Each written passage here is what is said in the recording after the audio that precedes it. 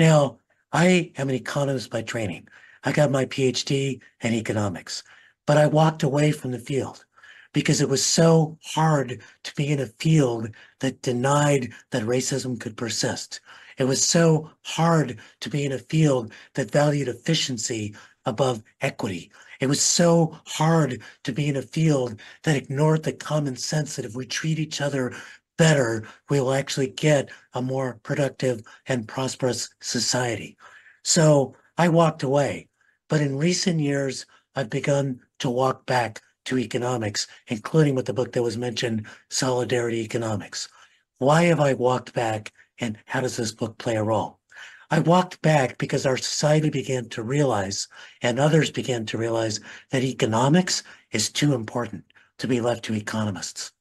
And it needs to be filled with sociologists, with political scientists, with activists, and with people like Natalie Foster who just bring common sense to understanding that designing a society in which insecurity is the norm is designing a society that's bound to fail.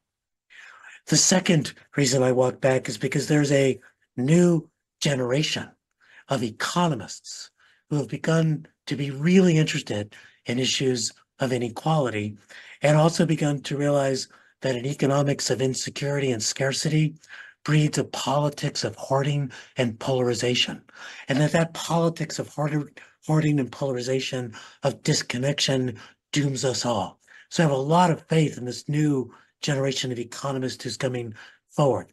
The third reason why I've come back is because there's a new attention to empirics in our field of economics.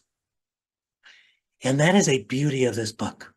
You know, economists have generally taught that raising the minimum wage costs employment without almost any evidence at all. And we've also taught that if you guarantee people that they will not fall to the floor, that they will not have the incentives to work.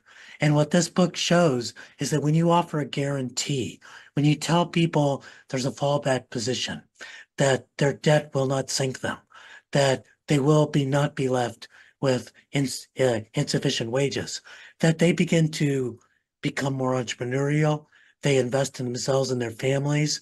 And in fact, we wind up guaranteeing prosperity. And that's the other myth that's been taught in economics, that too much equity is actually going to shipwreck prosperity rather than investing in equity, reducing this level of over incarceration, eliminating the insecurity that people who are undocumented feel in a broken immigration system, that beginning to invest in Black and brown youth in schools that are been left to be underinvested in, that's not going to shipwreck our prosperity. That's going to deliver prosperity.